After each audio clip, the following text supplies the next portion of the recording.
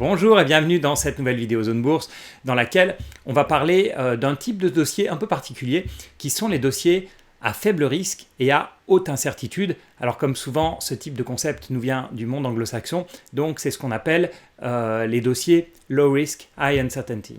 Alors ce n'est pas du tout instinctif et c'est pourtant le genre de dossier à rechercher. Alors pourquoi est-ce que c'est pas instinctif? Tout simplement parce que le risque et l'incertitude sont deux choses très différentes. Mais le marché, lui, a tendance à les confondre.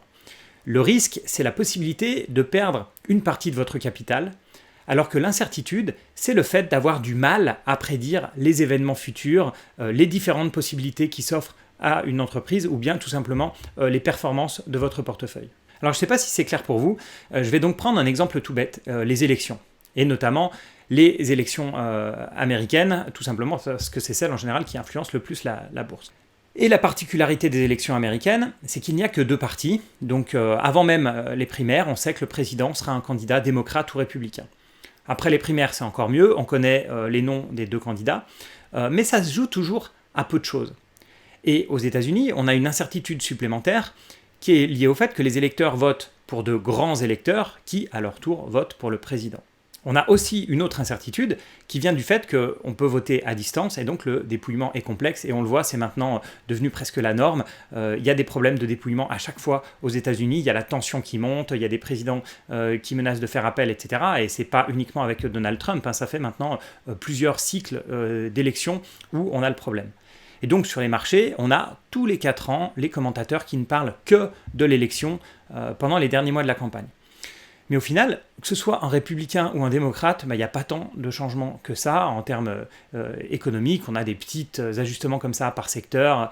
Les républicains qui vont un peu favoriser la défense, etc. Et puis les démocrates qui va favoriser un peu plus le secteur pharmaceutique. Enfin bon, voilà ce genre de choses. Mais au final, pas tant de changements que ça. On est donc bien, on le voit, dans une situation où on a un faible risque, puisque la bourse, de toute manière, va suivre son chemin, quel que soit le résultat de l'élection, mais une grosse incertitude, et notamment quand les candidats sont à 50-50, ou bien quand il y a des problèmes au moment du dépouillement du vote. Et en fait, c'est exactement ce genre de situation qu'il faut essayer de trouver en bourse. Et c'est notamment l'investisseur indien Monish Pabrai qui est adepte de cette théorie, qu'il développe dans son livre The Dundo Investor. Et j'avoue que j'aime aussi ce concept, mais je vous expliquerai à la fin la manière dont je l'utilise. Si on fait une matrice avec le risque et l'incertitude, on va avoir donc 4 types de situations. On va avoir des situations à haut risque, haute incertitude.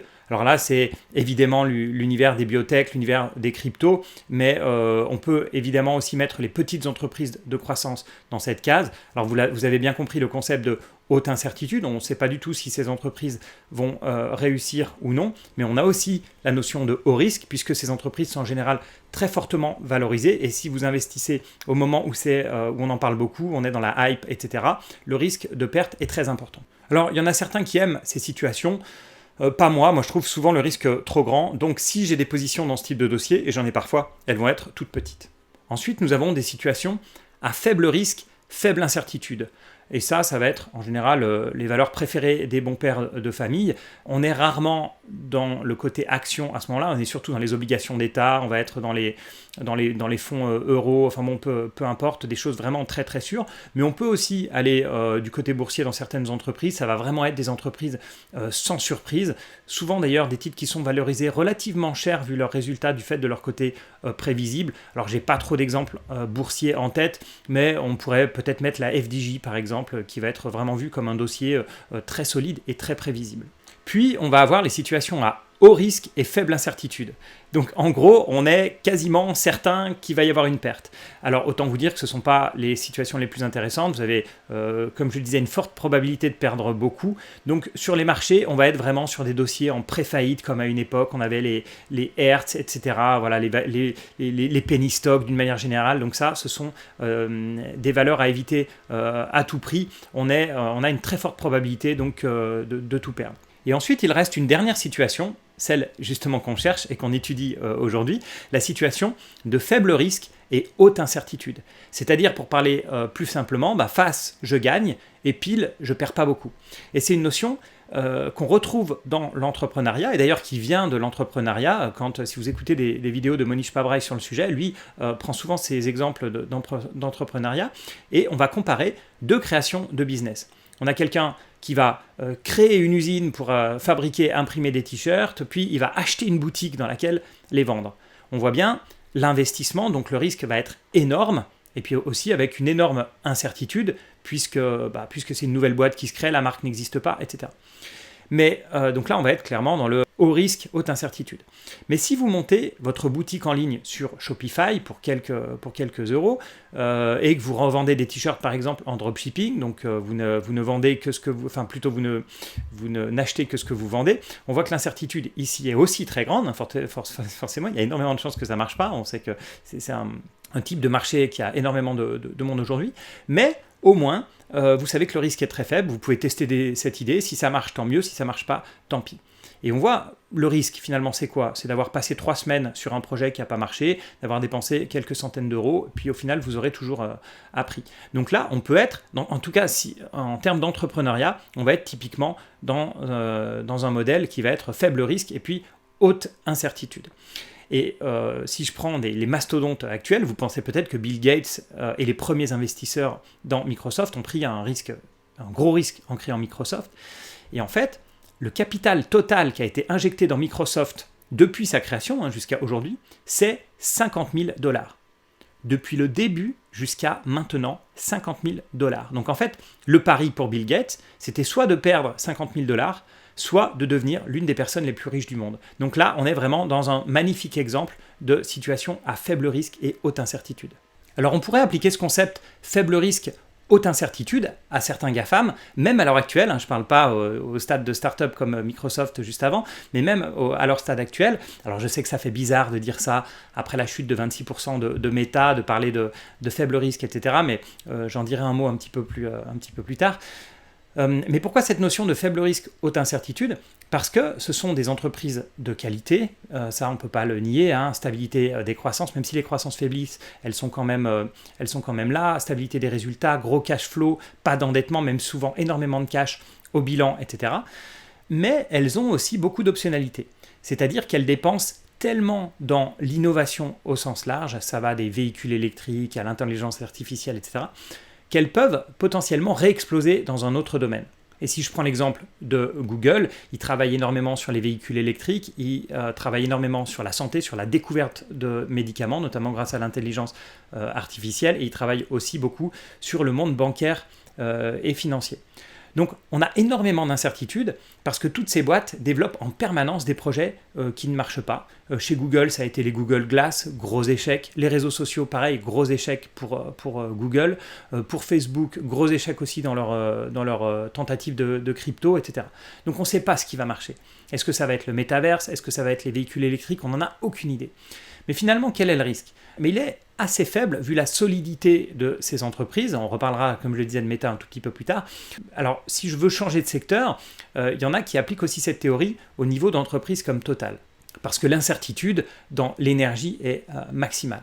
Dans combien de temps sera-t-on à court de pétrole ? On a grosse question. Les cours vont-ils s'envoler à cause d'une pénurie ? Ou est-ce qu'au contraire, on va passer au tout électrique ou un mix électrique hydrogène, etc. avant la pénurie ? Ça, c'est une grosse question. Quel sera le mix énergétique du futur ? On ne sait pas, incertitude maximale. Mais certains pensent que dans à peu près toutes les situations, les géants actuels de l'énergie, donc je reprends l'exemple de Total, comme ils sont en train de se reconvertir petit à petit dans le renouvelable, mais ils feront finalement encore partie du paysage, que ce soit un paysage avec un peu de pétrole, beaucoup d'électrique, beaucoup d'éolien, etc. Finalement, ce type d'acteur sera incontournable. Donc on est typiquement dans une... surtout vu les niveaux de valorisation, certains voient ça comme un type de dossier à faible risque et haute incertitude. Alors personnellement, j'utilise pas trop ce concept au niveau des actions. Et c'est là où je tenais à reparler de Meta, tout simplement parce que la notion de faible risque au niveau des actions, elle est quand même difficile à tenir. Une action individuelle, ça reste risqué. On l'a bien vu avec Meta, mais avec d'autres. On l'a vu avec Netflix, on l'a vu avec Orpea, etc. Orpea qui aurait typiquement pu être vu comme une entreprise à faible risque. Donc cette notion de faible risque au niveau action individuelle, voilà, on ne peut pas trop s'y fier. Donc de mon côté, j'ai tendance à twister un peu ce concept. J'utilise principalement ce concept à chaque fois qu'il y a des événements politiques, j'ai parlé des élections américaines un peu plus tôt, ou encore mieux, géopolitiques. Il y a énormément de faits qui sont là pour nous rappeler que même quand il y a des faits géopolitiques majeurs, même quand il y a des guerres mondiales, j'ai déjà fait une vidéo là-dessus, sur l'impact de la géopolitique en bourse, l'impact de la géopolitique en bourse est quasi nul en fait. Le seul vrai événement géopolitique qui a eu un impact sur les cours de bourse, ça a été le choc pétrolier, ou plutôt les chocs pétroliers, mais là on voit vraiment l'impact qui est direct. En dehors de ça, les guerres en Ukraine, ou peu importe où elles se passent dans le monde, qu'elles soient mondiales ou locales, n'ont pas d'impact sur les bourses mondiales. Donc ça, c'est typiquement le type d'événement historique où on va avoir une énorme incertitude, mais finalement un faible risque pour les marchés. Et la raison, elle est toute simple, c'est que les résultats des entreprises en tant que groupe, après au niveau individuel, ça peut avoir des impacts, mais le résultat des entreprises au niveau groupe sont finalement extrêmement résilients face à des événements géopolitiques. Après, une autre manière pour moi de voir ce concept, c'est avec la notion de volatilité. La volatilité, c'est l'incertitude. L'incertitude, c'est le fait qu'une action ou votre portefeuille fasse plus 1%, moins 1%, ou bien du plus 5, moins 5. Et si vous avez une action qui est volatile, ce n'est pas pour autant qu'elle est risquée. Et à l'inverse, ce n'est pas parce qu'une action est faiblement, à peu de volatilité, qu'elle n'est pas risquée. Je vais vous prendre un exemple d'action qui va faire du plus 1, moins 1, qui va être vraiment peu volatile parce que ses résultats sont stables, etc.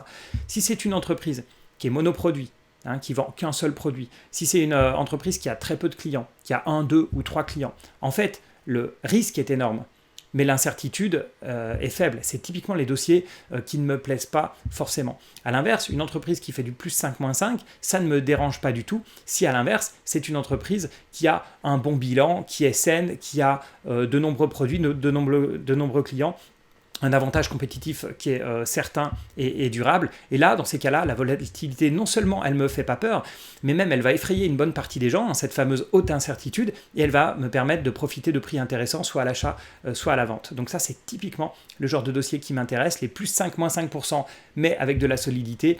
Et j'ai tendance à éviter les entreprises peut-être vues comme un peu pépères du point de vue des résultats, mais qui derrière ont des risques énormes. Le risque réputationnel, on le voit maintenant sur Orpea, c'est un risque qui est énorme, qui est souvent absolument pas étudié par le marché, et pourtant quand il arrive c'est vraiment extrêmement violent, on l'a bien vu. Donc dites-moi de votre côté si vous avez identifié des dossiers qui vous semblent à mettre dans la catégorie faible risque, haute incertitude, et ça m'intéresse beaucoup. Alors attention, ce ne sont pas des dossiers qu'on voit tous les jours. Ça, il faut bien en avoir conscience.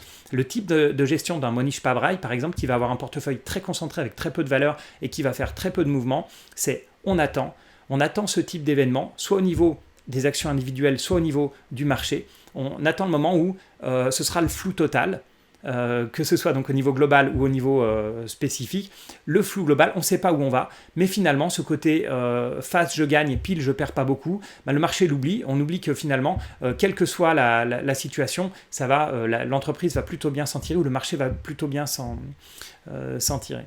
Voilà, donc ne pensez pas qu'en regardant forcément le marché aujourd'hui ou la cote parisienne ou je ne sais pas, vous allez trouver ce type de dossier. Ce n'est pas forcément le cas. Mais la prochaine fois qu'il y a beaucoup de bruit autour d'un dossier, beaucoup d'incertitudes, demandez-vous si c'est un dossier à haute incertitude haut risque ou haute incertitude faible risque.